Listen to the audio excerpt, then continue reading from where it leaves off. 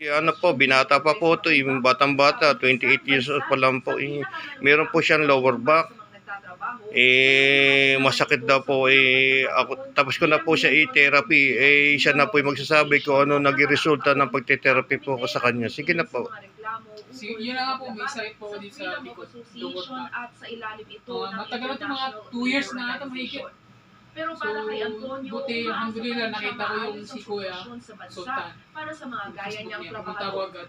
Agatha Gregorio, ABS. Tinirapi niya po ako. Gumaling na po lahat, umayos. Di ba may shoulder pain ka pa rin, di ba? Shoulder pain, sa neck. Di ba? Wala ako sa neck. Sa dibdib. Di ba alam ko lahat ng mga pain mo kahit di mo sabihin sa akin, di ba? Di ba? Ganyan po kasi. Explain ng maayos. Lahat, di ba? Pero ngayon maginawa na yung pakiramdam mo. Di ba? Di na gagal na naiyuyuko mo na yung ano mo, yung pakita mo nga, sige nga, baba mo nga yung kamay mo, iyuko mo. Naiyuko ganito ako, sumasakit dito. Ang wala ka na nanda pag ginaganyan mo. Yung patagilid pa ganon. Wala na rin. Pag ganyan, yung pag ganyan yan. Yung pag ganyan mo, sige pakita yan. Wala na talaga. Kasi mostly yung patagilid na pag ganon, pag may masakit yan, yan na yung masakit talaga. Pero ngayon wala na. Dati ang bigat-bigat din. Bigat-bigat, di ba? Sa may leg, yung sa C1, C2, ayan po, ayan po. Yan yung ingatan mo, yan ang pinanggagalingan na stroke. Mostly na-stroke, yan ang sumasakit. Akala nila headache lang, hindi nila sinecheck. Yan po yung gallbladder 20 na ugat.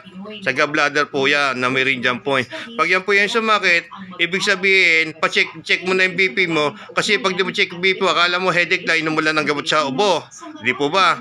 Ngayon, bukas makalawa, tirik na yung mata mo. Yung pala, na-stroke ka na.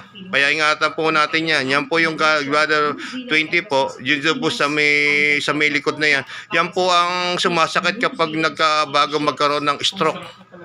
Okay po ba? Di ngayon, satisfied ka na bata? Sobra. Talagang nawala na talaga yung pananakit ng katawan mo. Gumaan ba?